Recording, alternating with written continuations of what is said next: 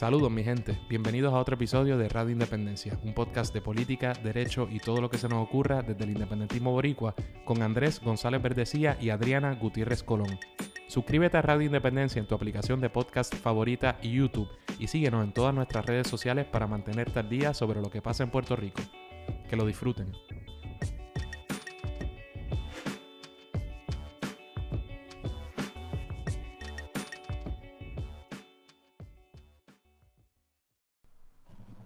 Saludos mi gente, bienvenidos a otro episodio de Radio Independencia. Como siempre con ustedes, Andrés González Verdecía y Adriana Gutiérrez Colón. ¿Cómo estás, Adriana? Saludos. Saludos Andrés y saludos a todas las personas que nos escuchan y nos ven a través de las distintas plataformas. ¿Todo bien? ¿Y tú cómo te encuentras hoy? Pues muy contento porque por fin vamos a hablar de un tema del que tú y yo hemos tratado de hablar desde hace mucho tiempo, que es y no se había dado, ¿verdad? Que es el tema de la vacunación, ¿verdad? Cómo funciona la vacunación y claro, qué momento más oportuno durante ¿verdad? Este periodo de 3 años y medio de existencia de este programa para hablar de ese asunto, ¿verdad? Que en un momento en que acá, ¿verdad? Está en medio de esta pandemia y en un momento en que acaban de llegar ¿verdad? La famosa vacuna contra el COVID a Puerto Rico, y para ello pues obviamente no vamos a hablar nosotros como la fuente principal, nosotros, ¿verdad? Abogados, sino que vamos a traer a una persona con el conocimiento adecuado para que usted pueda contestar sus preguntas, aclarar sus inquietudes y no dejarse llevar ¿verdad? Por las personas que no tienen por qué conocer del tema, no tienen la pericia necesaria para educarnos al respecto. Antes de eso, Adriana, un minutito antes de presentar a la doctora, a la invitada. Bueno, seguro. Como siempre, el agradecimiento a nuestros más recientes patrocinadores que nos ayudan a que este proyecto de Radio Independencia cada día crezca más. Y hoy le queremos dar las gracias a Aníbal Núñez González, amigo de Radio Independencia. ¿Qué vas a decir, Andrés? Sí, te lo agradecemos, Aníbal. Aníbal siempre ha sido el amigo nuestro anexionista del podcast, así que debe ser el primero que se convierte en patrocinador oficial y las aportaciones que ha hecho en el programa siempre han sido programas buenos que han gustado, así que gracias, brother, y saludos. Así que gracias Aníbal y gracias a los otros y otras patrocinadoras que se han unido a Radio Independencia en días recientes, y también aprovechamos para invitar a todas las personas que quieran colaborar de distintas formas a que nuestro proyecto cada día llegue a más personas, a que lo hagan a través de la tienda de radioindependencia.net. Ahí lo pueden hacer convirtiéndose en patrocinadores, pueden comprar mercancía de nuestra tiendita y también pueden hacer donaciones y las aportaciones que usted pueda. Y como a mí siempre me gusta también decir, si usted no puede hacer aportaciones económicas porque sabemos que las cosas están complicadas, no están tan fáciles, pues la mejor manera de aportar con nuestro proyecto es compartiéndolo, escuchándolo, ¿verdad? Para que nuestro mensaje llegue a cada día a más personas. Así que gracias Aníbal y gracias a nuestros más recientes patrocinadores. Perfecto. Aprovecho la oportunidad también para decirle a todos y todas que oficialmente esta semana comenzamos lo que sería un segundo podcast que es exclusivamente para los patrocinadores. Luego de cada programa, por ejemplo, luego de que terminemos este programa con la invitada, vamos a estar hablando un tiempito adicional, una especie de bono, pero cargado con material, ¿verdad? De algún tema importante, exclusivamente para patrocinadores y patrocinadoras. Y lo nítido es que una vez subamos eso, usted lo va a poder ver en video y en audio, pero solamente tiene que hacer una gestión una vez y va a poder escuchar ese programa adicional en su plataforma y su aplicación de podcast favorita, igual que escucha Radio Independencia en podcast, y va a poder escuchar también ese nuevo podcast que se llama Anejos de Radio Inde. Así que, ¿verdad? Otra razón para apoyarnos, y si a usted le gusta mucho el programa, hay seguidores fieles de nosotros que no se pierden uno, pues ahí tiene contenido adicional también, que es algo que ciertamente les debíamos a nuestros patrocinadores y ahora lo vamos a hacer más recurrentemente. Ya estamos.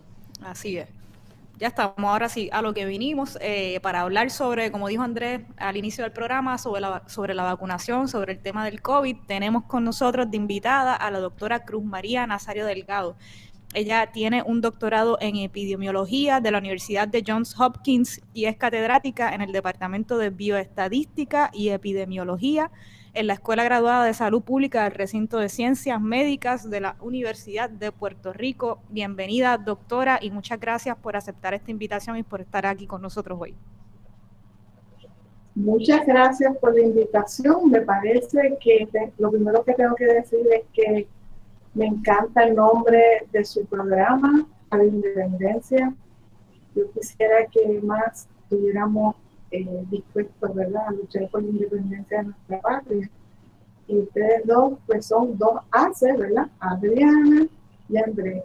Así que espero que esto sea también una buena forma de nosotros comunicarnos y ayudarnos, ¿verdad?, en el proceso de llevar información a gente como ustedes, a gente joven y a gente que quiere hacer algo por Puerto Rico. Muchas gracias, doctora. Muchas gracias. Nosotros desde hace mucho tiempo queremos hablar de esto, porque sabemos que vivimos, ¿verdad? Supuestamente vivimos en la era de la información, pero se ha vuelto, desafortunadamente, muchas veces la era de la desinformación y hay muchos temas, llámese calentamiento global, la vacunación, donde hoy día parecería que mientras que con hacer mucho ruido, de repente la opinión de sectores o personas que hagan mucho ruido casi tiene la misma validez para alguna gente que personas que puedan estar, ¿verdad?, que hayan estudiado el tema a profundidad, que lleven muchos años estudiando un tema particular. Y en este asunto de las vacunas y de la pandemia, ¿verdad?, hemos visto mucho de eso. Algunas de las preguntas que les vamos a hacer, ¿verdad?, nos perdona porque pueden parecer muy bobas, pero las vamos a hacer para beneficio del público y de nosotros. Y lo primero que queremos saber es, ¿qué es el COVID-19? Esta nueva enfermedad, ¿verdad?, que está acabando con el planeta. Sí. Bueno, no hay preguntas que sean bobas, porque si uno tiene una duda o una preocupación o ha recibido información que en vez de aclarar los conocimientos, lo que hace es que nos confunde más, pues es bien importante hacer las preguntas. Yo soy maestra. Antes que nada, pues yo todavía continúo dando clases de investigación en epidemiología y hago investigación también desde hace mucho tiempo con enfermedades que sufrimos. Así que el discutir sobre la COVID-19 es bien importante porque tanto ustedes como los que estamos en el campo de salud pública tenemos que mantenernos informados y tenemos que seguir leyendo y estudiando todos los días para así ponernos al día. Porque con esta enfermedad lo que ha sucedido, según Andrés explicó al principio, es esta explosión de comunicación que a veces no nos da tiempo a leerlo todo, ¿verdad? Y estamos buscando información constantemente. Cuando empezó la COVID-19, lo más interesante que yo encuentro para mí fue que en el departamento los epidemiólogos nos reuníamos para tomar café y todos decíamos, pero ¿por qué todavía la Organización Mundial de la Salud no declara una pandemia? ¿Qué está esperando la Organización Mundial de la Salud para declarar la pandemia? Y ese fue el primer cuestionamiento que nos hicimos como saludistas. Porque hasta que la Organización Mundial de la Salud no la declaró como pandemia, muchos de los recursos que hay internacionalmente no se podían utilizar.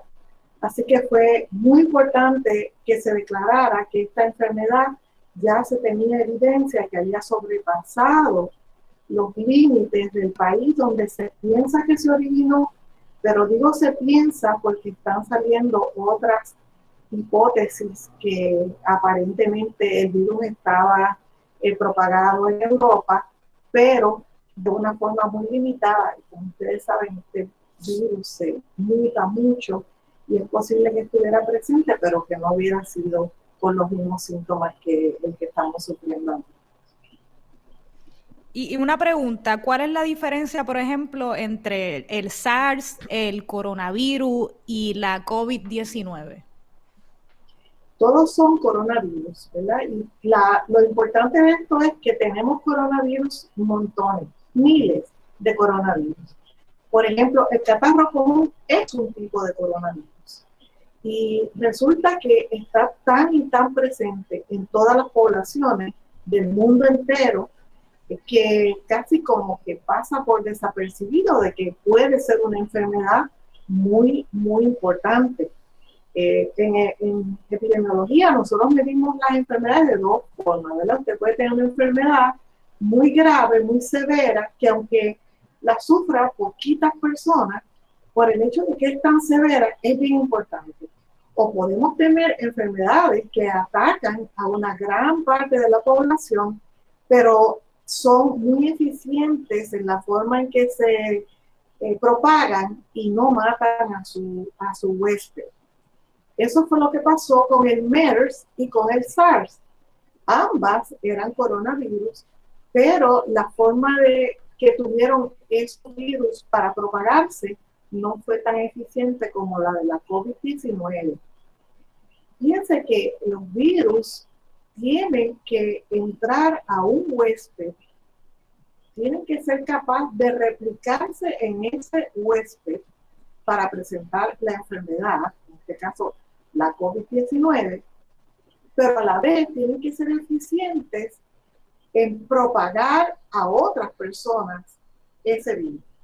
Ya que si, como pasó con ébola, el ébola, casi todas las personas que se enfermaron con el ébola murieron. Por lo tanto, no hubo mucha oportunidad de propagarse fuera del lugar en África donde se originó, y en los otros países donde se recibieron casos importados, no propagó y por lo tanto se eliminó el virus del planeta, por lo menos por ahora, aunque pensamos que siempre hay que estar pendiente.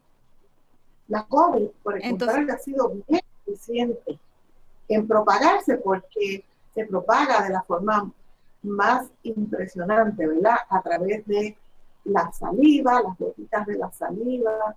Si tocamos lugares que están contagiados por donde ha caído esas gotitas de saliva, pues ahí podemos contagiarnos. Y háblenos entonces cuáles son los síntomas del coronavirus o los síntomas más comunes y por qué este virus o la COVID-19 afecta a unas personas de manera distinta, ¿no? A unas hasta causarles la muerte y a otras personas que no presentan ningún síntoma. ¿Por qué las personas les afecta de forma distinta este virus? Bueno, qué interesante la pregunta y bien difícil de contestar. Si ustedes recuerdan, cuando empezó la pandemia, los síntomas que se estaban considerando como importantes era la fiebre alta y la falta de poder respirar normalmente. Y esos dos síntomas se consideraron como los principales síntomas que si usted los presentaba, inmediatamente había que hacerle la prueba de la COVID para confirmar y posiblemente si ya tenía esos síntomas, iba por lo general a terminar hospitalizada.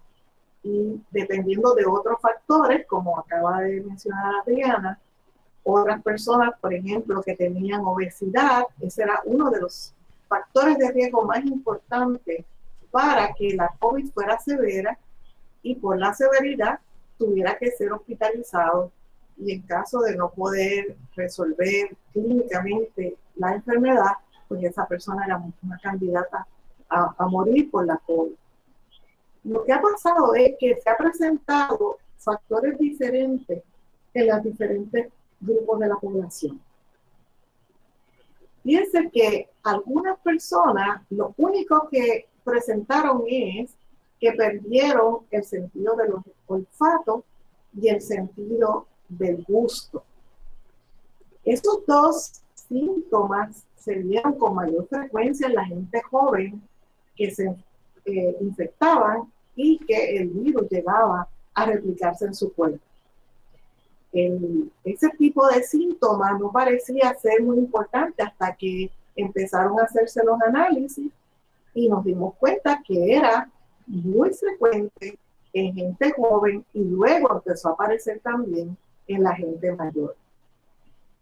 Uno de los problemas que tenemos con los datos sobre la COVID es que no supimos reconocer esos síntomas a tiempo y esos síntomas tan diferentes en diferentes grupos de la población. Luego nos dimos cuenta que la gente vieja también estaban teniendo unos síntomas algo diferentes, como problemas de cognitivo.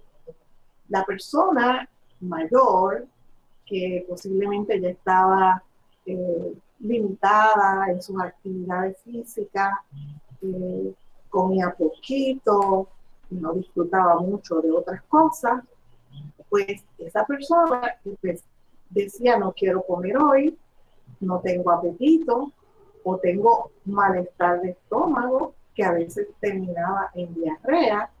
Todos esos síntomas no se asociaban con la COVID porque se pensaba que la COVID solamente afectaba el sistema respiratorio. ¿No? Y entonces los científicos se dieron cuenta que en algunas personas, sobre todo la gente mayor, el síntoma más importante que teníamos que vigilar era gastrointestinal o pérdida de apetito y a lo mejor deseo de disfrutar, no querían levantarse, no querían compartir. Y eso pues se le achacaba, bueno, es que ya son viejos, ¿verdad? Ya no tienen deseo de hacer otras cosas, pero cuando se hicieron las autopsias se encontraba que esa persona que a lo mejor no hubiera muerto, al no haberse diagnosticado la COVID a tiempo, pues eventualmente es uno de los casos lamentables que tenemos de muerte. Doctora. Y esto sin hablar de las personas... perdona, no, Zumba, es que es difícil coordinar así. No, sí, que iba a hablar que sin hablar de las personas que son asintomáticas, ¿no? Que muchas de ellas, o me parece que no sé si es una cantidad significativa de las personas que se contagian con el virus, pero que aún así no presentan ningún tipo de síntoma. Y ese es el peligro mayor que tenemos con el contagio y la propagación de la COVID-19. Ese exactamente es el problema más grande. Porque fíjense que ha sucedido que en Puerto Rico no se hacen suficientes pruebas. Las únicas pruebas que se están haciendo casi siempre son porque ya la persona presenta síntomas o la persona llega al hospital con ya un caso severo o porque a usted en su lugar de trabajo lo han obligado a que se haga una prueba. Pero en la gran mayoría de las veces, si usted no tiene síntomas, le van a hacer una prueba que no es buena y no es diagnóstica. Y si usted ve la página del Departamento de Salud, el número de casos en esta última semana empezó a descender. Y uno podría engañarse y pensar que la transmisión ha disminuido. El problema es que el Departamento de Salud muy irresponsablemente ha dejado de hacer el número de pruebas que tiene que estar haciendo. Porque aunque usted no tenga síntomas, si usted es positivo para la COVID-19, puede transmitirlo a otros jóvenes como usted o a las personas adultas con las que usted comparte en su casa o en su diario vivir o en el trabajo. Pues doctora, antes de pasar a hablar de vacunación propiamente, ¿verdad? En general, me gustaría saber, ahora que estamos hablando, ¿verdad? De la situación específica de las pruebas que se están haciendo en Puerto Rico, o sea, ¿cuál es la situación actual en Puerto Rico en términos de la capacidad ¿verdad? de los hospitales y los centros de salud para atender esto? ¿Nos encontramos en la famosa segunda ola de la que se hablaba o es que aquí sencillamente nunca hubo un descenso como para hablar de una segunda ola? ¿Usted se atrevería a decir más o menos en qué etapa de esta locura nos encontramos ahora como país? Estamos en el maremoto. Ya no es una ola. La ola empezó cuando por fin en el Departamento de Salud acabaron de entender que el virus se montaba en un avión con una persona y podía llegar a todos los lugares y que estábamos tan cerca de cualquier lugar como en menos de 24 horas. Así que una vez que se reconoció eso y empezamos a tomar precaución para manejar el contagio, tuvimos esos días de cuarentena o de encierro completo. Hubo un pico más o menos como para abril y empezó a descender, me imagino, porque fue bastante efectivo el que la gente reconociera esto es una enfermedad bien mala, no queremos contagiarnos con la COVID, y muchas personas empezaron a respetar la utilización de las medidas preventivas como usar la mascarilla adecuadamente, el no estar en lugares aglomerados, en mantener la distancia de los 6 pies. Ese tipo de sistema de protección fue bien efectivo. Y te quiero decir, Andrés, que ha sido tan efectivo que muchos países han controlado la pandemia sin necesidad de la vacuna. Tenemos países como Nueva Zelanda, tenemos países como Singapur, son 2 islas con una población doble de Puerto Rico. Por ejemplo, en Singapur ha ocurrido, ¿sabes cuántas muertes desde que empezó la pandemia? 29 muertes. ¿Cuántas muertes llevamos en Puerto Rico? Sobre 1000 y pico de muertes. Singapur tiene 6 millones de habitantes, nosotros tenemos 3. Singapur controló la pandemia hace meses, sin vacuna, sencillamente con una campaña excelente de pruebas. Eso es lo que recomienda la Organización Mundial de la Salud. Haga pruebas que confirmen el diagnóstico, identifique a esa persona positiva y aíslala en su casa y haga buen seguimiento de las personas que han estado en contacto con esa persona para que esa persona, si da positivo también, se pueda aislar. Ese ha sido el mecanismo con el cual tanto Nueva Zelanda como Singapur y otros países han controlado la pandemia y han reducido el número de muertes a unas tasas verdaderamente que hay que felicitar. Ahora sí, Andrés, ¿quieres que pasamos al tema de las vacunas? Vamos allá, por favor, que tengo mucho que preguntar ahí. ¿Qué quiere? Empieza tú con lo general, Sí, bueno, las yo creo dudas que que quieras saber de bueno, lo primero, en esta etapa, antes de hablar de la vacuna del COVID, ¿verdad? vacunas del Y de lo que COVID. podemos Ajá. esperar, es importante que hablar de la vacunación, porque como yo decía, hoy día, y particularmente en Estados Unidos, hay todo un movimiento, ¿verdad? Antivacuna, que lleva unos, o por lo menos yo lo reconozco, los últimos años, y yo pienso que cada vez hacen más ruido. Y a mí me gustaría, ¿verdad?, aprender más sobre el tema y aclarar ciertas dudas que pueda tener la gente al respecto. Y yo creo que la pregunta más básica de todas es, ¿qué es una vacuna y cómo opera, doctora? Sí, pero antes de entrar al tema específicamente, yo creo que has dado una introducción excelente. Hay que diferenciar entre el grupo que se llaman los anti-vax, ¿verdad? Los antivacunas, que no creen en ninguna vacuna, sencillamente ninguna. No se vacunan ellos, no vacunan a sus niños, y por eso ese fue el grupo que tuvo una epidemia de sarampión recientemente porque rehusaban vacunar a sus niños con este tipo de sistema para protegerlos de enfermedades infecciosas que ya se han podido controlar en el mundo usando la vacuna.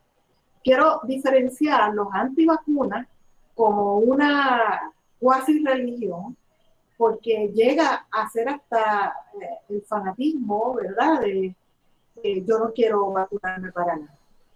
Pero quiero diferenciarlo de personas como yo, que me acabo de vacunar con la influenza, que he vacunado a todos mis hijos con todas las vacunas posibles, que he llevado hasta los nietos a vacunar para darles apoyo a mis hijos en ese proceso, porque siempre los padres jóvenes dicen, ¿cómo yo le voy a poner una vacuna a mi niño que le va a dar fiebre y que le va a doler y se va a sentir mal por unos días? Entonces, esa reacción de algunas personas se ha multiplicado y se ha convertido en una campaña bien fuerte en contra de todas las vacunas. Así que, aclaro, yo no soy antivacuna, pero yo tengo preguntas y cuestionamientos serios sobre los procesos por los cuales hemos aprobado esta vacuna de la COVID-19. Y la vacuna, pues hay diferentes tipos de vacunas. Cuando ustedes posiblemente eran pequeñitos, los vacunaron contra la polio. Y la polio, cuando empezó a desarrollarse ese proceso para la vacuna, tardó más de 10 años en lograr una vacuna que además de ser eficaz, fuera eficiente y fuera segura. Son tres cosas diferentes, ¿verdad? Así que cuando la vacuna para evitar el polio se empezó a estudiar, algunas personas desarrollaron unas reacciones muy severas, así que se tuvo que volver de nuevo a reformular la vacuna y en vez de un virus atenuado, que este es que se usaba el virus para producir la vacuna, pero el virus estaba vivo pero maltratado, ¿verdad? No, estaba tan débil que en realidad no podía producir enfermedad, pero sí podía generar una reacción inmunológica. Por las reacciones que empezaron a reconocer, entonces cambiaron a un virus muerto. En el caso de la COVID-19, esto ha sido una verdadera explosión de tecnología que jamás la habíamos visto los que llevamos muchos años en el campo de salud pública. Así que una de las cosas que ha sido maravillosa ha sido el desarrollo de una tecnología utilizando ya no un virus atenuado o muerto, aunque la vacuna rusa, la Sputnik, sí es un virus atenuado, pero por ejemplo la de Moderna, la de AstraZeneca y la de Pfizer no contienen el virus completo. Lo que han hecho estas compañías farmacéuticas es tomar un pedacito pequeñito usted sabe que esas imágenes que han hecho del virus, el SARS-CoV-2, lo ponen como que tiene, como si fuera una pepita de jobo. A lo mejor ustedes no saben lo que es una pepita de jobo. Sí, sabemos. ¿Sabes? Buenos que son. Déjame no hacer mucho alarde porque... Buenos que son. Sí, que tiene como las pues, pullitas. Esas pullitas, bueno, pues resulta que este virus tiene estas pullitas, ¿verdad? Todos los coronavirus lo tienen, todos. Por eso se le llama coronavirus, porque cuando se estudia parece como si tuvieran una coronita alrededor de ellos. Así que al principio la gente pensaba que lo hacían como caricaturas, pero no. Tienen una puntita. Y en esa puntita está lo que podríamos pensar que es como la llave. Si usted va a entrar a su casa, usted pone la llave dentro de la cerradura y la opera y puede entrar a la casa, ¿verdad? Esa espigulita, esa puntita que tiene la COVID-19, entra en una parte de la capa celular, sobre todo donde está la capa de los lípidos, de las grasas, y por ahí es que puede entrar. Tiene esa capacidad de, como está cubierta de una capa de grasa, entrar por ahí, por ese receptor que tiene la célula normal, que puede dejar pasar aquellos elementos que son también con capa lípida, capa grasosa. Y una parte, por eso es que lavarse las manos con agua y jabón es importante. El agua y jabón, miren, no los sanitizers, agua y jabón, purifica agua y jabón, es capaz de desactivar esas espiculitas que tiene la COVID-19 y desactivarlo y matarlo, porque si no tiene forma de penetrar la célula normal, porque esa espiculita que está rodeada de esa grasita, cuando la destruye, ya ese virus no puede entrar en nuestra célula. Así que esa es una parte. Pero entonces, la tecnología que se ha desarrollado es impresionante, pero tampoco es nueva. Lo que pasa es que nunca había funcionado. Se ha tratado hacer vacunas usando este mecanismo de lo que se le llama el RNA mensajero, pero nunca se había podido desarrollar bien. Y ahí vamos a ver lo que tiene que ver el capitalismo con el desarrollo de la vacuna. Para desarrollar una vacuna se necesita mucho dinero, pero mucho dinero. Y entonces resulta que los países del mundo han aportado billardos de dinero, miles y miles y miles de dinero para desarrollar la tecnología de tomar un pedacito de ese virus, de esa puntita del virus, ponerla en una proteína y esa proteína entra al cuerpo, pero no al DNA de su cuerpo, no puede cambiar su DNA, entra al cuerpo y entonces como es una proteína mensajera, lo que hace es que le da un mensaje a las células del sistema inmunológico y le dice, te estoy trayendo aquí algo que tú tienes que empezar a proteger y a desarrollar los mecanismos del sistema inmunológico para que lo desactiven y lo maten. Así que esta tecnología tan impresionante se ha desarrollado porque yo creo que la pandemia ha sido tan dramática que indiscutiblemente teníamos que hacer algo para poder controlarla en el país, ¿verdad? De los países donde han sido afectados. ¿Por qué Yo creo hablar del que, capitalismo? disculpe. Porque, déjame terminar un momentito.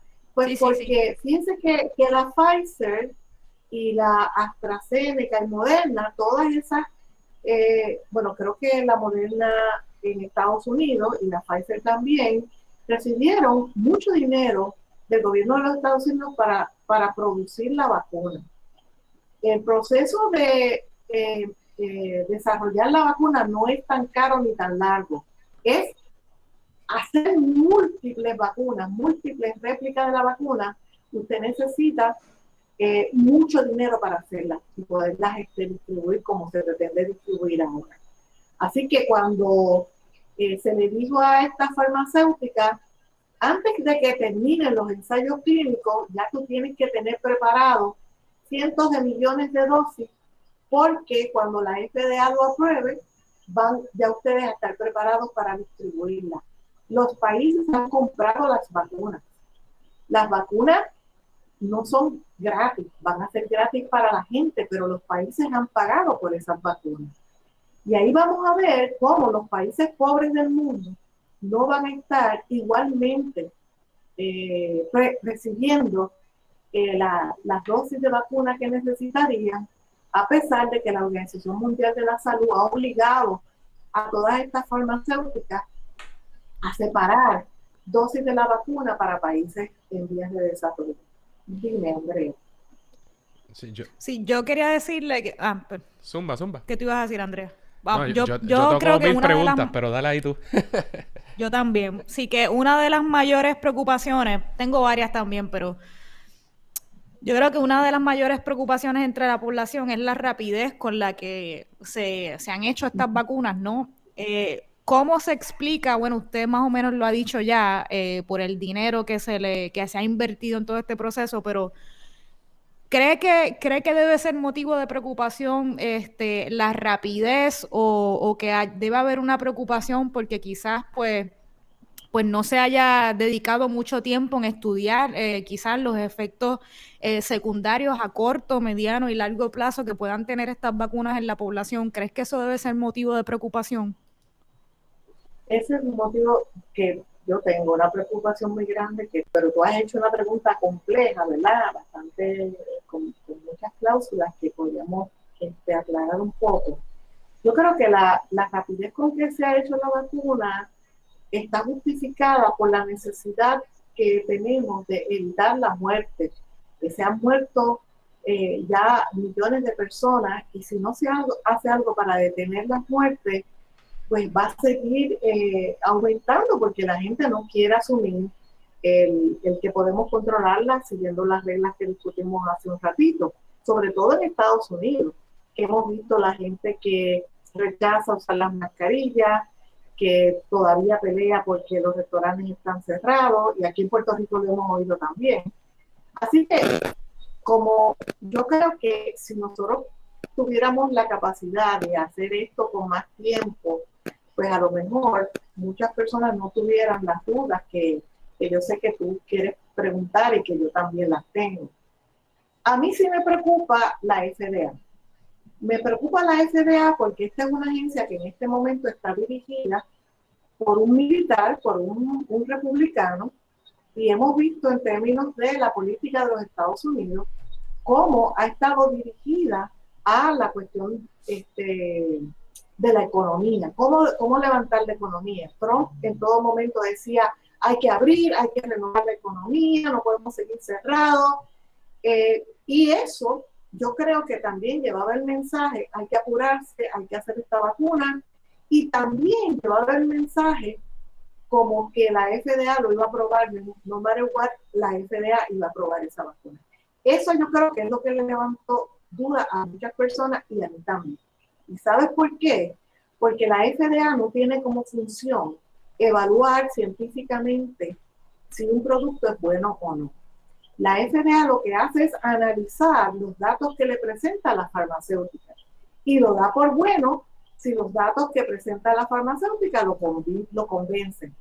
Así que recuerden que hace poquito la FDA aprobó el tratamiento, varios tratamientos, y luego tuvieron que decir, no, ese tratamiento no es bueno, hay que quitarlo. Sobre todo el tratamiento con la cloroquina, que hasta Trump lo recibió y decía que había que tomárselo hasta en palitos o algo así. Así que la FDA tiene muy mala reputación. Más del 40% de su nómina, de sus recursos económicos, está pagado por la misma industria que ellos regulan. Por lo tanto, eso empieza a incomodarnos, ¿verdad? Un poco de si está verdaderamente libre de esa influencia de los grandes corporaciones que son tan poderosas y que aportan mucho dinero, no tan solo a la FDA, sino también a las campañas políticas de quien estaba empujando la vacuna. Hace mucho tiempo pasó algo terrible con un medicamento que se llamaba Vioxx. Y en el 2004, es un medicamento que se usaba para el artritis y para el dolor. Y le puedo decir que mi marido juraba y se lo tomaba por tonelada, porque le quitaba los dolores de artritis. Pues resulta que ese medicamento lo hizo Monsanto. Y luego Merck se dedicó a mercadearlo y llegó a ser en el 2000 el medicamento más vendido, multimillonario, a las ganancias que tenía Merck vendiendo ese producto, aprobado por la FDA. Luego resultó que otras personas decidieron hacer ensayos clínicos, aparte de los que la compañía tenía que presentarle a la FDA. Hicieron ensayos clínicos independientes y encontraron una alta posibilidad de muerte por enfermedad cardiovascular asociada al uso de ese medicamento. Eso fue un escándalo muy grande en Estados Unidos, en donde salió a relucir la incapacidad que tenía la FDA de verdaderamente evaluar científicamente unos medicamentos, hasta las pruebas.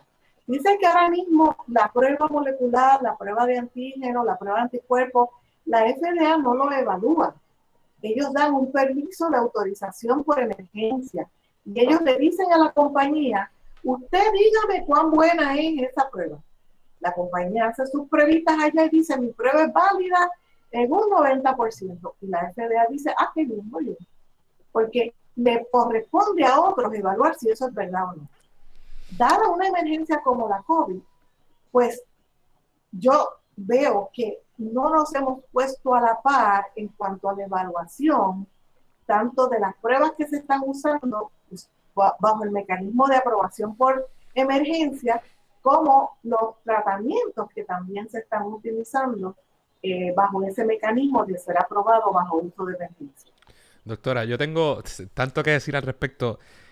Antes de que se me olvide, yo llevo muchos años hablando con Adriana, ¿verdad? De todas las vacunas y por la cantidad también a veces de tonterías que uno escucha en las redes al respecto, ¿verdad? Y yo a veces a la derecha, con el conservadurismo, por concepciones religiosas o de alguna manera raras, choca con la ciencia, ¿verdad? Y sabemos esa perspectiva.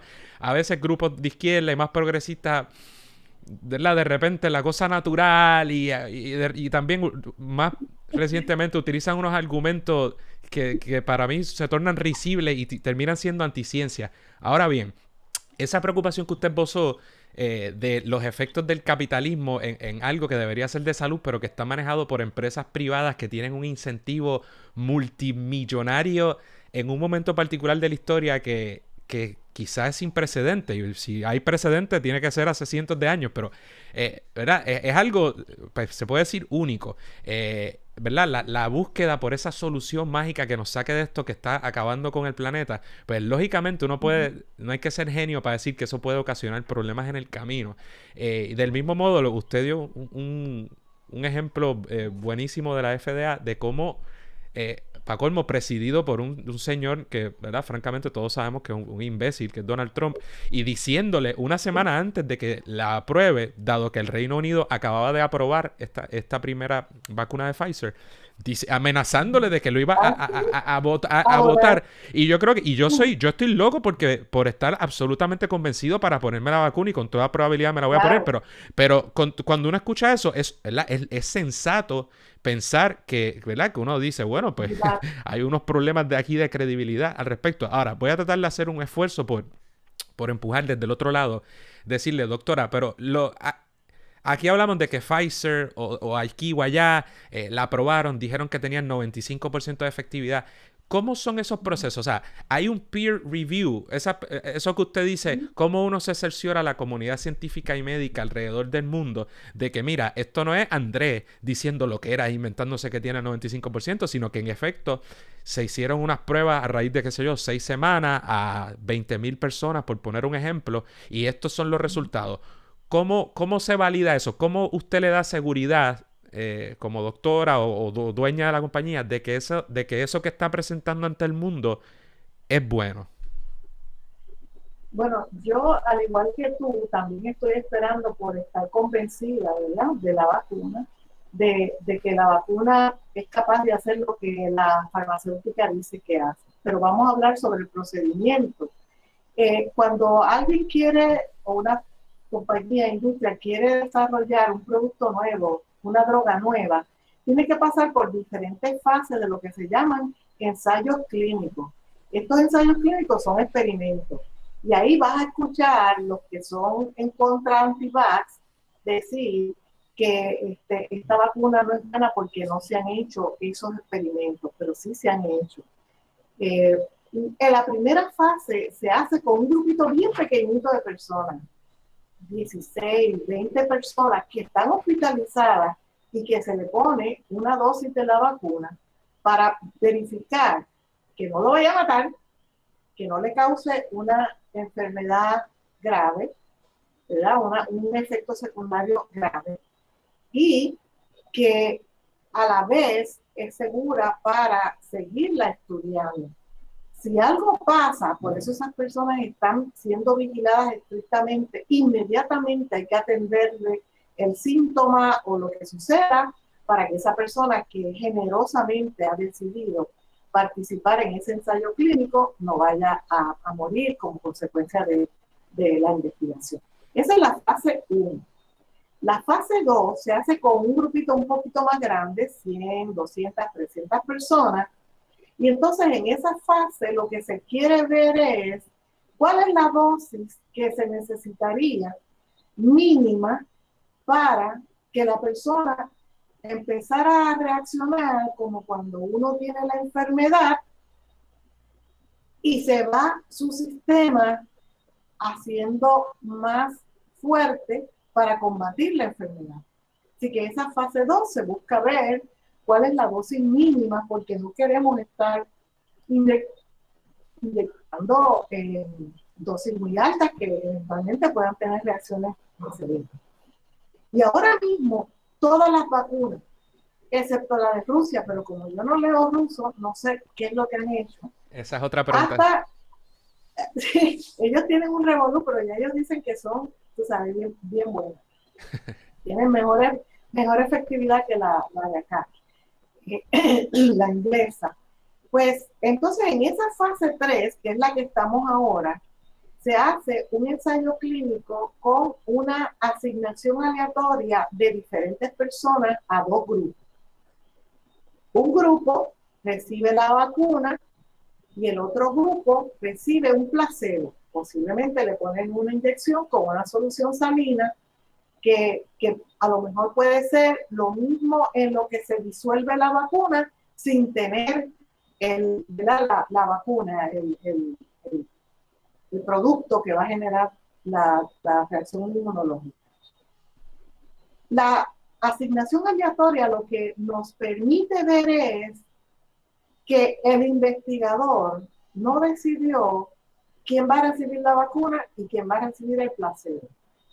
De esa forma, eliminamos el sesgo del investigador, porque la tendencia podría ser: yo le voy a poner la vacuna a los más fuertecitos, a los que menos enfermedades tienen, a los que yo creo que la vacuna le va a hacer bien, y le pongo la placebo a los demás. Por lo tanto, cuando yo comparo esos dos grupos, voy a tener diferencias, ¿verdad?, en cómo se comportó.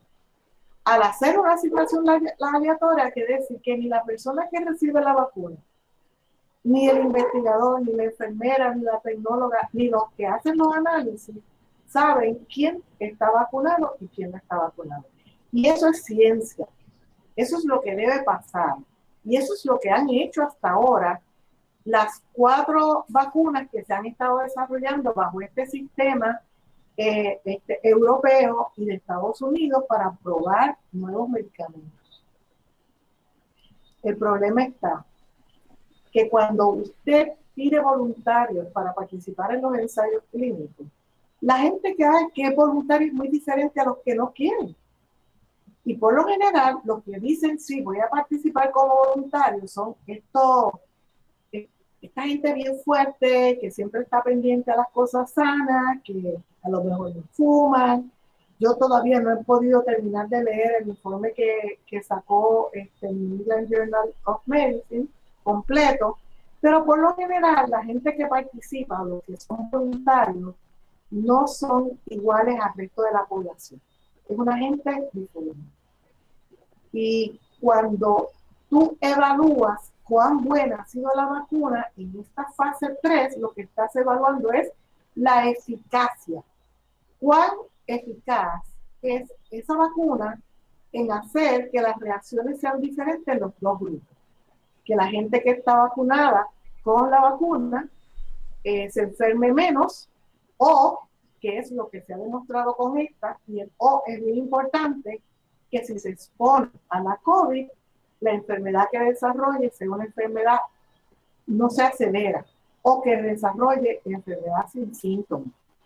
Y eso es lo que yo he leído en términos de la fase 3, que se ha demostrado que la vacuna, si usted está vacunado y se enfrenta a una persona positiva, pero ha pasado ya como 6 semanas después que usted se ha vacunado, porque tampoco usted está protegido en esas primeras 6 semanas después de vacunarse. Así que lo que han demostrado es que una vez que la persona se vacuna, si llegara a contagiarse con otra persona, pues esa enfermedad va a ser leve, no va a ser severa. Y fíjese que esa ha sido la motivación, porque la velocidad es demostrar la eficacia de la vacuna, la mortalidad. Cuando tuvimos aquella epidemia de influenza en el 2009, la Organización Mundial de la Salud dijo, ese tipo de virus no va a matar mucha gente, la letalidad es bien bajita. Pero por el contrario, la COVID-19 hemos visto que tiene una letalidad altísima, y por lo tanto, aunque lo único que puede hacer esta vacuna sea bajar la mortalidad, disminuir la severidad de la enfermedad y así también disminuir las secuelas crónicas que tiene la enfermedad, pues eso es algo bueno. Lo que pasa es que la eficiencia de la vacuna no se puede determinar en los ensayos clínicos, y esa fase no hemos llegado, esa es la fase 4. Cuando empiece a vacunarse la población completa, ahí vamos a saber si la vacuna es capaz, si tiene la capacidad de disminuir la transmisión por la COVID-19. Eso no ha pasado. Esa es la eficiencia. Esa es la eficiencia. La eficiencia se mide con la reducción de la enfermedad. Por ejemplo, la vacuna del sarampión es eficiente. En las poblaciones donde se pone, la incidencia o los casos nuevos de esa enfermedad no ocurren apenas. Sí, una gran parte de la población, lo que se llama la inmunidad de grupo, están vacunados. Hasta ahora lo que tenemos es la eficacia de la vacuna. Ok. O Y sea podemos que pensar, si uno, sí, sí que si uno está vacunado y te expones a una persona que tenga el virus, existe la posibilidad de que te contagies con el virus y de que lo puedas transmitir a otras personas. exacto. Y Y, ese es el Ok. problema. Que ok. yo veo que mucha gente, y ahí vemos con los que están anunciando a vacunarse y a vivir la vida. Señores, eso está equivocado. Te vas a vacunar, pero tienes que seguir las mismas reglas que hasta ahora. Usar la mascarilla, distanciamiento físico, no estar en lugares aglomerados, lavarse las manos por más o menos 6 semanas.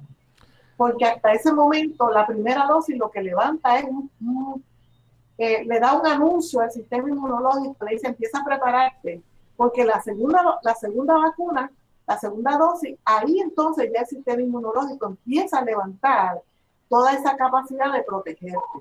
Mientras tanto, estás desprotegido, no porque te hayas vacunado, quiere decir que no te vas a contagiar. Y tenemos que aclarar, no es que la vacuna cause COVID, no puede causar COVID porque no se está inyectando el virus, se está inyectando una partecita que no es capaz de reproducirse, sino que lo que es capaz es de despertar ese sistema que nunca había conocido este virus y le está diciendo, mira, va a llegar tú no lo conoces, pero no lo dejes que se apodere de tu casa. Doctora, qué buena información. Ojalá todo, si tuviéramos la capacidad de que todo el mundo escuchara esto, ¿verdad? Ahora, para tratar de decirlo de otra forma, ¿verdad? Las preocupaciones, obviamente fundadas, fundamentadas que usted está trayendo, ¿verdad? Ya explicamos que tienen mucho que ver con la eficiencia y la posibilidad de continuar esparciendo el virus, ¿verdad? Es algo que falta tiempo, es lo que usted está diciendo, para quizás tener esa certeza sobre la eficiencia y finalmente, pues, ¿verdad? Digamos, efectividad en el término cotidiano, en el uso cotidiano de la palabra, Cotidiano. de la vacuna. Pero de lo que hemos visto hasta ahora, le pregunto, y de los resultados que sí se han obtenido hasta el momento, no hay, salvo esto que usted me está explicando, no hay otra o preocupaciones o resultados nefastos, algún indicio de algún gran misstep, como quien dice, en cuanto a estas vacunas, del que debamos estar pendientes también. Yo quisiera saber eso. Esa pregunta que tú tienes, yo también la tengo. Lo que pasa es que no ha habido suficiente tiempo para ver lo mismo que no sabe. Mira, ya tenemos como 11 meses de experiencia con la COVID. Todavía no sabemos si la capacidad de protección que da el tener la enfermedad es duradera, ni cuánto dura, si son 6 meses, si es un año o son más. No lo sabemos, porque todavía no tenemos suficiente tiempo de observación para enterarnos de ese asunto. Y por eso hay alguna gente que dice, me enfermé 2 veces con la COVID, porque es posible que esa persona cuando se enfermara por la COVID, la cantidad viral que recibió no era tan grande como para que su sistema hiciera un alboroto y dijera, espérate, esto es algo importante, le tengo que levantar ese sistema inmunológico a esta persona para que no le vuelva a dar. Y posiblemente esas son las personas que o no tienen síntomas o los síntomas son muy leves. Hemos visto que hay personas que cuando acuérdate que las pruebas que confirman la enfermedad son las moleculares, pero cuando hacemos las pruebas de anticuerpos, lo que queremos ver es si esa persona, su cuerpo tiene suficientes mecanismos para protegerse en caso de que se exponga de nuevo, ¿verdad? Así que cuando ahora vamos a probar esta vacuna, deberíamos tener exactamente lo mismo que sucede como cuando tú te enfrentas a la enfermedad, pero en este caso la cantidad del estímulo es controlada. En caso de la enfermedad, ¿verdad? Que está por ahí corrientemente, la exposición que podemos tener no la podemos cuantificar, ¿verdad? Lo que sí se ha dicho es que si tú estás en un sitio sin mascarilla, en un sitio con aire acondicionado, que no circula, que está circulando todo el tiempo, en lugares cerrados, hay una aglomeración de personas, y en ese lugar hay alguien con COVID, ponle el sello que vas a recibir una carga bastante grande si estás más de 15 minutos. Y eso nos preocupa, ¿verdad? Porque sabemos que ahora la gente se está cansando y ya quieren volver a parrandear a los chinchorros, a las discotecas, a los lugares donde a beber, sabemos, como Adriana, que eso es lo que quiere a hacer. darse... Adriana, no te dejes. Bueno, pero pues que no voy a negar ni a confirmar lo que está diciendo. María, No te incrimines. la doctora hablando en serio y yo con payasada. No, pero es que no, Doctora, lo que tú has dicho es importante porque los jóvenes son los que yo creo que están en mayor riesgo de propagación. Miren que cuando dicen los datos del Departamento de Salud, empiezan a presentar los datos por grupo de edad. ¿Sabes qué pasa? Es que son los jóvenes los que trabajan, los que tienen mayor riesgo, porque son esos jóvenes que no se pueden quedar en su casa, ¿verdad? Porque si trabaja en un fast food, si trabaja en un garaje, en un supermercado, uno puede en el llamar centro y decir, comercial, en el shopping. en el shopping, si tú faltas y tú no tienes en tu trabajo un seguro de enfermedad con paga, tú vas a ir a trabajar aunque estés cayéndote porque necesitas ese dinero. Así que los jóvenes son los que más locos están porque se acaba esta pandemia para el hecho de volver a retomar la vida como era antes, pero va a tardar un poquito. Y los viejos estamos locos porque se acabe la pandemia, porque a pesar de que uno es viejo, todavía uno quiere seguir dando candela, unos añitos más. Estamos en la misma onda. Pues, seguro. Una pregunta, doctora, yo tengo, ahora mismo, ¿hay alguna instrucción para, o sea, hay algún sector de la población que no se debe vacunar? Yo he escuchado que quizás menores de 16 años, mujeres embarazadas, hay instrucciones para que estas personas no se vacunen. Sí, hay instrucciones específicas para las personas que son alérgicas. Por ejemplo, si usted reacciona alérgicamente a algún antibiótico, al látex, si usted reacciona alérgicamente a comida, aspirina, a que lo pica una abeja y le da una reacción bien violenta, no meramente, ¿verdad?, la picadura y la hinchazón localizada. Las personas, de hecho, 2 mujeres en el ensayo clínico de Pfizer desarrollaron enfermedad severa alérgica, pero resulta que estas 2 mujeres eran profesionales de la salud y andaban con su EpiPen, con la inyección de epinefrina, porque ellas sabían que eran alérgicas y no se había dado esa alerta de la posibilidad de una reacción como esa. Así que ellas inmediatamente se inyectaron y por esa razón no murieron a raíz de haberse puesto la vacuna. No se debe vacunar personas menores de 16 años ni niños porque ninguno de los ensayos clínicos incluyó menores de esa edad. Y creo que hay uno que sí incluyó menores de esa edad, pero el número es tan chiquitito que no pueden hacer inferencia con una garantía de que sean significativos esos resultados y no sean meramente un error aleatorio, ¿verdad? Pero sí hay contraindicación de algunas personas, sobre todo las que son alérgicas, que por favor no se acerquen, porque tampoco se recomienda que se vacunen con otras vacunas, ¿verdad? Así que hay que tener mucha precaución. Si usted es alérgico, pues lo que puede pasar a Adriana es que yo soy alérgica a la aspirina, a las picadas de las abejas, pero entonces hay el efecto que estamos hablando que se llama la inmunidad de grupo. Se supone que si en una la inmunidad del rebaño, lo que se le llama. Sí, pero como yo no quisiera que nos llamaran animales, pues vamos a hablarle a la inmunidad de grupo. Me gusta más la suya. Pues la inmunidad, sí, en inglés lo que se llama herd immunity, ¿verdad? Y se traduce literalmente como inmunidad de rebaño. Pero cuando en una población tú no necesitas que el 100% de la población esté vacunada para evitar una epidemia. Si tú tienes entre un 70 a un 75% de tu población vacunada, se supone que esa gente ya deja de estar susceptible a enfermarse y por lo tanto tienes la gran mayoría de la población que no es capaz de enfermarse y de contagiar a otro. Así que es posible que una persona esté rodeada por 5, 10, 15 amigos y familiares o compañeros de trabajo que todos están vacunados, por lo tanto no le va a dar la COVID, y yo que no me he vacunado voy a estar protegida por mi rebaño. Tengo una pregunta sobre eso, doctora, porque, y de hecho, ya llevamos una hora, no quiero abusarle su tiempo y me gustaría pasar a la, ¿verdad? ¿Cómo se va a distribuir la vacuna que llegó, que estimo que es la de Pfizer en Puerto Rico? Pero antes de eso, la última pregunta de así genérica es la siguiente, que creo que tiene que ver con lo que usted está discutiendo.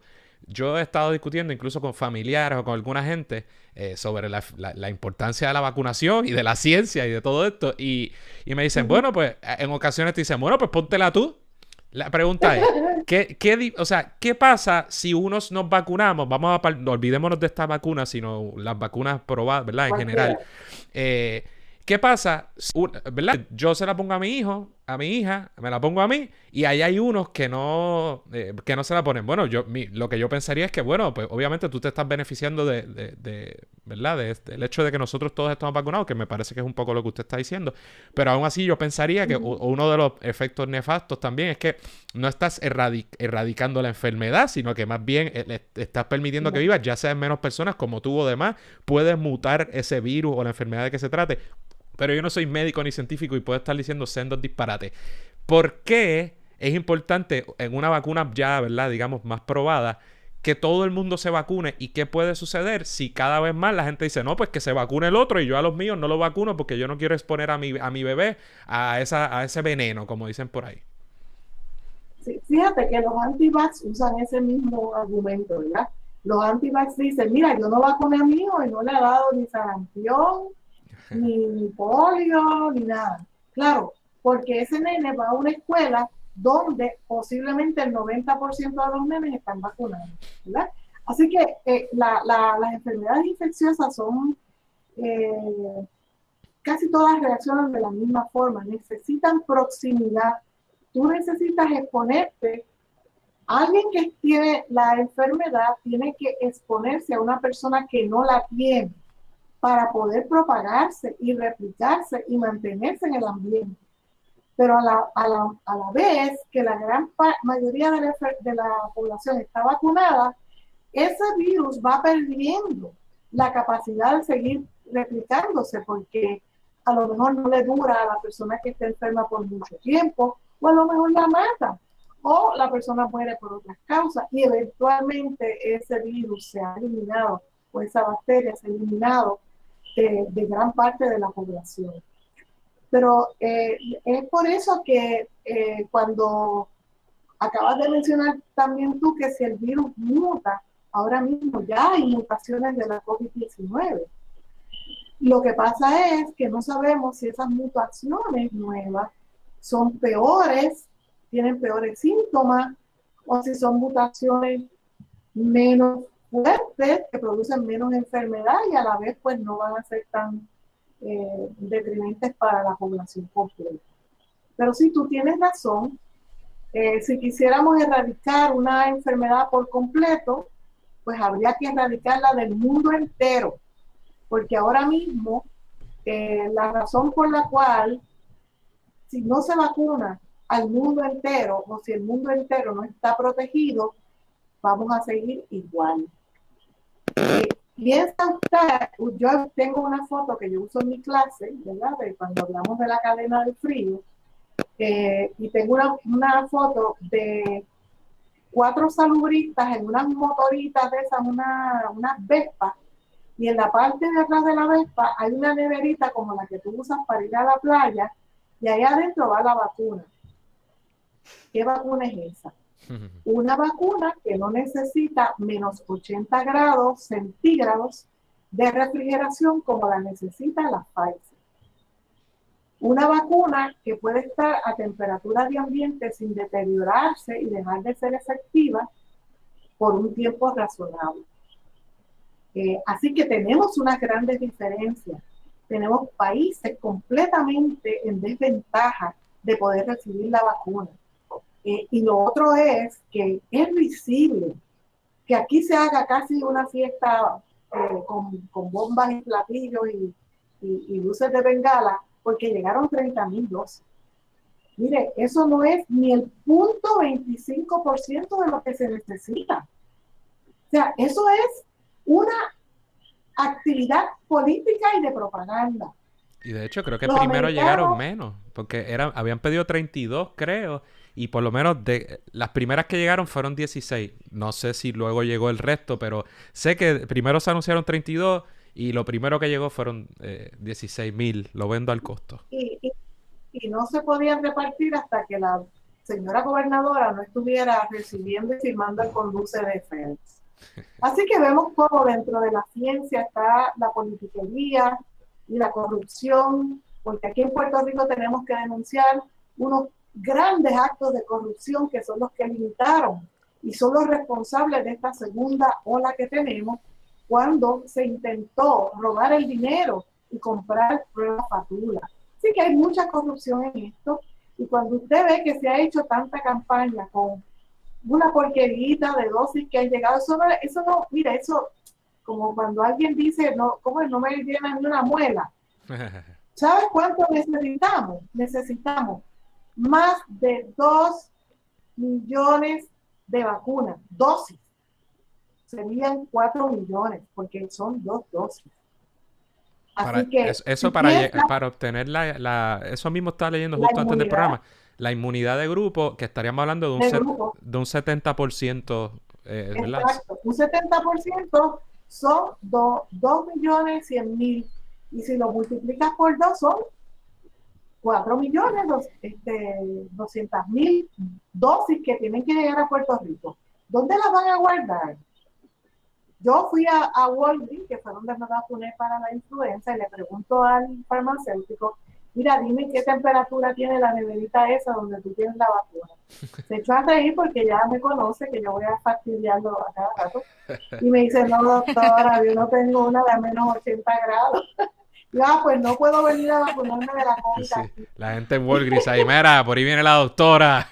Nadie la quiere atender ya. ¿No? Pues ellos me tratan bien porque saben que si no, cuando me llaman por la radio, hablo mal de ellos. Así que no se creen. Eso está bueno. Bueno, Adriana, tenemos... Doctora, fíjate que sí. Lo que tú planteaste al principio de la distribución. ¿Por qué Puerto Rico y en Estados Unidos la distribución está bajo los militares? ¿Por qué en Puerto Rico las medidas de salud están bajo los militares? Ya el secretario de salud ni habla, el que habla es el general. ¿Por qué? ¿Qué sabe él de medicina? A él le preguntaron, ¿usted está de acuerdo con que esta vacuna es buena? Y su contestación fue, yo soy un soldado y a mí me entrenaron para seguir órdenes. Así que al igual que hicieron en Vietnam y mataban a niños y mataban a viejos y mataban a mujeres, pues aquí él me imagino que no tiene ningún cuestionamiento sobre la vacuna. Él sencillamente sigue las órdenes que le dan los americanos y dice yes sir y sigue por ahí para adelante. Pero ¿por qué tiene que estar aquí la vacuna en las manos de los militares? Es mi pregunta. Sí, que es la Guardia Nacional, tengo entendido, ¿verdad? La que está ahora mismo a cargo de todo eso. Custodiando. Y entonces ahora mismo al presente nosotros no tenemos certeza de cuándo va a llegar esa cantidad de vacunas que es necesaria para lograr esa inmunidad en la población. Y otra pregunta que le quería hacer, no sé si, ¿verdad? ¿Cuál es la logística? ¿Cuáles son los planes? Se habla de unas fases en las que se va a estar poniendo esta vacuna o las pocas que han llegado a Puerto Rico. ¿Nos puedes hablar un poco de eso? Sí, bueno, en todas las vacunas, ¿verdad? En todos los ensayos clínicos, cuando se va a probar la eficiencia de la vacuna, primero se prueban los grupos que tienen mayor riesgo. ¿Por qué? Porque en ese grupo es más fácil identificar si la vacuna funciona o no. Si tú tienes una enfermera de terapia respiratoria, esa mujer es expuesta con muchísimo mayor riesgo que tú y yo en la calle, ¿no? Así que si tú quieres saber si algo funciona, pues tú lo usas primero donde es más fácil probar que funciona, ¿verdad? Así que esa es una razón. Y la otra es porque si funciona, pues ese es el personal que tenemos que proteger. porque como tú empezaste a decirnos, Adriana, la gente en los hospitales están cansados, están ya abrumados, han visto tanta gente morir. Y lo otro que ha pasado es que usted sabe que a principio de la pandemia despidieron a muchísimas enfermeras. No despidieron a los directores médicos, pero sí despidieron a enfermeras, conserjes, personas, empleados de segundo nivel, y esos empleados no han sido reclutados de nuevo. Así que están explotando a los que están. Así que tú necesitas proteger esa población que está expuesta a una carga viral alta porque están en mayor riesgo y porque además ahí es más fácil demostrar el funcionamiento de la vacuna. Lo que a mí me preocupa de esa fase es que la vacuna tiene una reacción. Aunque las reacciones severas se han visto, creo que en menos de, creo que nueve personas en los 40 y pico de mil de personas que tuvieron la vacunación. O sea que es bien poquito las reacciones severas, pero sí han tenido reacciones severas. De hecho, han tenido que detener el ensayo clínico en Inglaterra, aunque lo continuaron en África del Sur, porque hubo una reacción severa de una persona que se quedó casi paralizada. Así que sí hay unas reacciones, aunque no son severas. Ayer hablé con mi hijo que me dice que tiene 2 empleados que participaron en el ensayo clínico y por 2 días no pudieron ir a trabajar.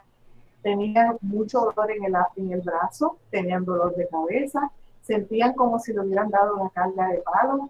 Ellos doctora, sentían como si le hubiera dado la monga bien fuerte. Pero una pregunta, o sea, eso de cierta forma es normal en el sentido de que para eso son los ensayos clínicos y las pruebas, ¿correcto? O sea, lo que usted está planteando es que obviamente el tiempo dirá, ¿verdad? Cuán recurrente es eso. Pero, o sea, porque hay quien puede decir, bueno, el hecho de que eso ocurra lejos de ser una anomalía, está un poco precisamente para eso es que lo estamos haciendo. Está funcionando, diría alguna gente.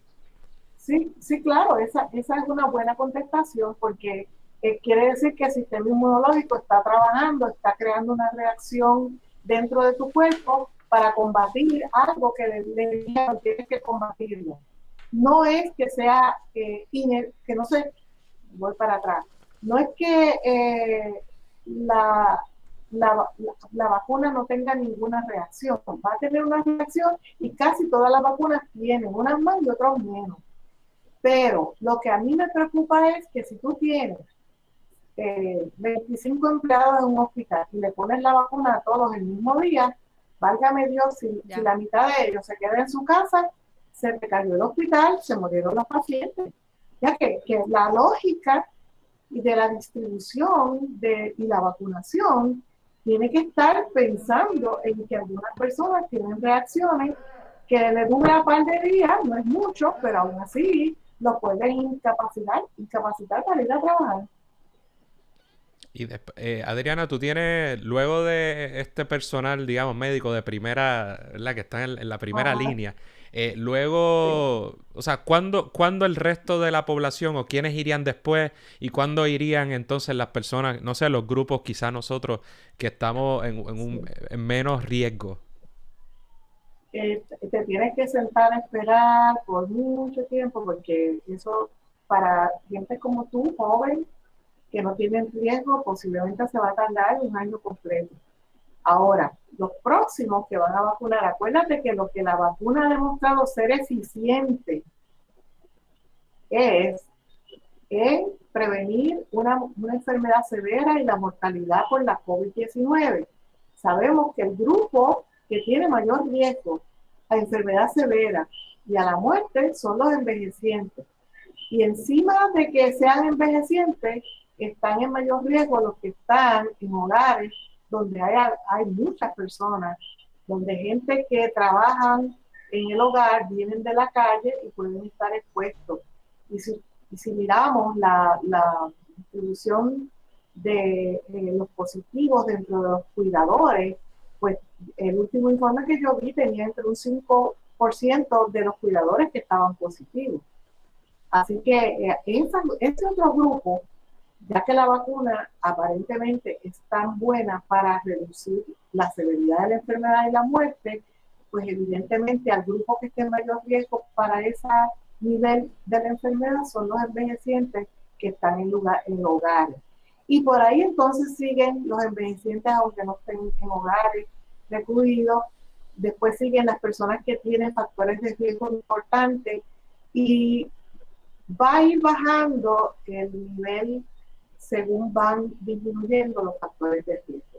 Yo creo que todavía, yo vi un anuncio en el periódico de esos niveles de que van a estar utilizando la vacuna, pero me da la impresión que va a haber personas que van a brincar la fila y que van a tener por su posición política, pues van a tener acceso a la vacuna antes que nada, porque fíjate que la definición es primero los que son personal de alto, ¿cuál es la palabra que usaron? O sea, la gente importante, los trabajadores bien importantes. Entonces yo escuché que en Nueva York dijeron que los que manejan la bolsa de valores también son personal importante, por lo tanto hay que vacunarlos primero. La alta Así que alcurnia. siempre acuérdense que siempre hay, o sea, donde está, ¿cómo es? Donde hizo la ley, pues hizo la trampa. Y aquí en Puerto Rico sobre todo. Doctora, ya para no, hemos tomado bastante de su tiempo y no queremos abusar, pero para ir terminando el programa, ¿qué medidas debemos tomar la población en general y el gobierno, ¿verdad? Las instituciones del gobierno de Puerto Rico para seguir evitando la propagación de este virus? Y también otro paréntesis, además de eso, para cerrar, ¿cuál es la diferencia? Yo creo que también hay dudas de los tipos de pruebas que se están haciendo, sobre todo esa nueva de antígenos, la molecular, la serológica. Un poco la diferencia de estas pruebas y un poco, ¿verdad? Para terminar, como le dije, ¿cuáles son las medidas que la población debemos seguir tomando para seguir evitando la propagación de este virus? Pues mira, como les empecé a decir, la FDA en realidad no ha evaluado ninguna de estas pruebas. Lo que le ha dado es autorización para usarla por la situación de la emergencia y está describiendo la validez de la prueba según lo que la industria que la produce le dice que es, ¿verdad? Fíjate que la única prueba a que ahora mismo nos sentimos bastante confiados para hacer el diagnóstico de que tienes el virus es la prueba molecular. Y aún así, esa prueba no es perfecta. Esa prueba tiene falsos positivos y tiene falsos negativos. Así que, a pesar de que es la mejor prueba para el diagnóstico, porque es la única que mide el virus dentro de tu cuerpo, puede que falle y tengamos alguna situación de personas que no han tenido un resultado correcto. Después de esa, la que salió es la prueba de los anticuerpos, y entonces la gente estaba súper contenta porque ya no te ponían el palito por la nariz, sí, sino que era con una gotita de sangre. Y entonces, esa prueba resulta que no puede ser utilizada para diagnosticar, porque esa prueba lo único que te dice es, si da positivo, tuviste COVID. Dependiendo cuál de las proteínas se haya levantado, por ejemplo, si es la IgM, pues te dice recientemente tuviste la COVID. Hace como 2 semanas la tuviste. Después el cuerpo va igual, igual que la vacuna, fíjate. Al igual que la vacuna, como a las 2 o 4 semanas más tarde, sale entonces la IgG y dice, tuviste la enfermedad y ya tu cuerpo ha levantado el sistema inmunológico para proteger. Así que a mí me da mucha gracia porque mi hermana fue a contar votos allá a la comisión y entonces estaba la Guardia Nacional haciendo pruebas y yo hice la prueba y vi negativa y yo por poco caigo de boca y me dijo, ¿cuál prueba? Me dice, la de antígenos. Y yo, pues sal de ahí volando, porque si no tienes, si estás negativo en los antígenos, ese es un lugar cerrado, ese es un lugar donde la gente grita. Ahí tú no puedes estar corriendo. Ella tuvo COVID. Entonces, pues claro, como ella estuvo en el protocolo, fue donde la doctora le repitió la prueba de antígenos y sí vio que tenía la prueba de anticuerpos y vio que sí estaba protegida, tenía anticuerpos. Entonces le estaban diciendo que tenga prueba positiva de anticuerpos no puede entrar. Todo lo contrario, el que tiene una prueba positiva ya le dio, posiblemente ya está protegido y no va a contagiar a otros, pero se interpreta incorrectamente. Ahora viene la nueva embeleco de la prueba del antígeno. Fíjate que en la página del Departamento de Salud ellos no pueden poner caso probable, caso confirmado por los positivos que salen con la prueba de antígeno. Tienen que llamarlos casos probables, porque si la persona da positivo, tiene que hacerse la prueba molecular para confirmar ese positivo. ¿Qué pasa? Tienen falsos positivos, pero también tienen muchísimos falsos negativos. Quiere decir que te hacen la prueba de antígeno, te dice que estás negativo y ya arrancaste para el chintorro, porque como no tengo problema, pues me fui para allá. Y hay una historia que salió en el periódico. Me da pena que mi nieto no está aquí porque él es el que me dice los nombres. Este millonario que hizo los carros eléctricos. Ah, Elon Musk debe ser. Lo, Digo, yo no, Elon me puedo Musk. estar equivocando, Pues, sí, debe ser ese que es. ese mismo. Fíjate que él, como tiene tantos chavitos, fue a un lugar, ¿verdad? Y dijo, yo me quiero hacer la nueva prueba, pero yo quiero que me la repita. Se repitió 4 veces la prueba, con la misma tecnóloga, la misma botellita, los mismos instrumentos, y ¿sabes qué? Dio positiva en 2 y negativa en 2. Wow. Entonces, eso es lo que estoy cuestionando, de por qué el Departamento de Salud ha dejado de hacer pruebas moleculares y ahora lo que hace son pruebas de antígenos. Sí, a mí ¿Por eso. qué? Porque alguien las compró y las tiene que usar. Y además estuvo muy extraño porque a mí me pasó, yo me he hecho muchas pruebas de precaución, yo me he hecho la molecular un montón de veces y me resultó raro cuando en la última ocasión la receta, la orden fue para la de antígeno. Y además de que me estuvo raro, fue raro porque no es una prueba que al menos actualmente esté en todos los laboratorios versus la molecular que ya está en muchos más laboratorios. Y entonces en el propio laboratorio me dijeron esa observación que usted me dijo que podía dar un falso positivo o que de dar positivo aún así te tenías que hacer la otra. Y yo dije, bueno, pues, qué cosa más extraña. Pero luego leí cosas bien contrarias, de verdad que doctora, esto de la información sobre este asunto es una pena, ¿verdad? Porque ahora el que quiere llegar a una postura, ¿cómo, verdad? Saca algo que leyó en internet y es una pena todo esto.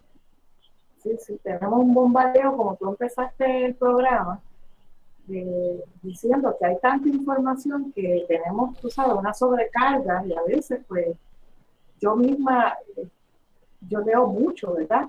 Y quiero mantenerme informada, pero también yo leo cosas que salen así muy extrañas como va a vacunarse y a vivir la vida, porque necesito saber lo que por ahí anda, ¿verdad? Para de alguna forma tratar de aclarar que hay que tener mucha precaución con las cosas que uno lee. Y Dios, pues, doctora, ya para Creo que, mira, bueno, no le contesté a Adriana la eso última mismo, pregunta. para terminar, ¿qué hacemos? Adriana hace preguntas complejas. Entonces, Yo se lo he dicho. sí. Entonces, si son personas viejitas como yo, que la memoria se nos ofusca, pues me perdí esa la primera parte de la pregunta. ¿Qué hacemos? Mira, lo que tenemos que hacer y que han hecho los países que han logrado controlar la pandemia. Tenemos que seguir usando la mascarilla correctamente. Tenemos que evitar los lugares aglomerados, sobre todo si tienen aire acondicionado. Tenemos que evitar esos lugares donde que ya tú sabes que no va a haber una distancia entre las personas de más de 6 pies.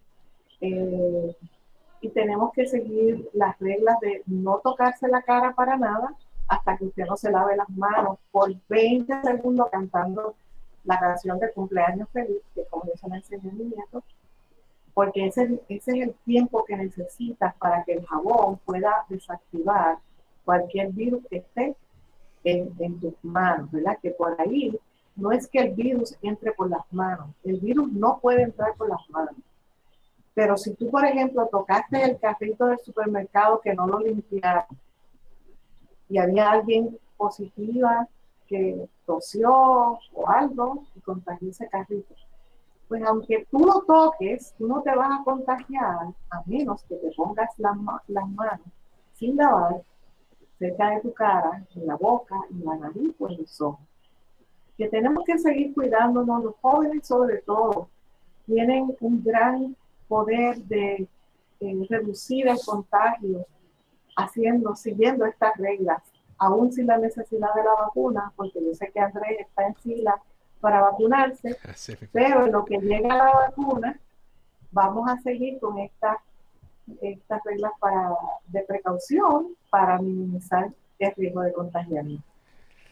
Doctora Cruz María Nazario Delgado, epidemióloga con un grado de Johns Hopkins University, que si usted no lo sabe, y que me corrija ella misma, pero casi siempre está catalogada entre las mejores universidades de las escuelas de medicina de los Estados Unidos. Muchas gracias por estar con nosotros, de verdad que satisfizo todas nuestras expectativas. Ojalá que la gente aprenda de estos asuntos y llegue, no es que llegue a sus propias conclusiones, es que trate de contestar sus preguntas, sus inquietudes genuinas o insensatas, pero yendo a fuentes que le puedan proveer. Seguro, claro. Porque solo así podemos llegar a conclusiones. Y hacer las preguntas no está mal. El problema es donde tú buscas tu respuesta. Así que le agradecemos muchísimo que haya estado aquí con nosotros todo este tiempo contestando nuestras preguntas. Muchas gracias. Pues muchas gracias por la invitación, y lo que sí les tengo que advertir es que sale información todos los días y hay que mantenernos, ¿verdad?, leyendo, porque a lo mejor algunas de las dudas que planteamos aquí pues van a ser contestadas en un futuro cercano y vamos a estar mucho más tranquilos, ¿verdad?, en utilizar la vacuna si se nos contestan esos interrogantes. Gracias por la invitación y claro, esperamos que en otra ocasión pues podamos también hablar, aunque sea de otras cosas. Claro que sí. Pues muchas gracias. Que así sea. Gracias, doctora. Hasta la próxima, mi gente. Saludos. Eso es todo por hoy. Esperamos que les haya gustado el programa. Recuerden suscribirse a Radio Independencia en su aplicación de podcast favorita y YouTube. Y síganos en todas nuestras redes sociales para mantenerse al día sobre lo que pasa en Puerto Rico. Hasta la próxima.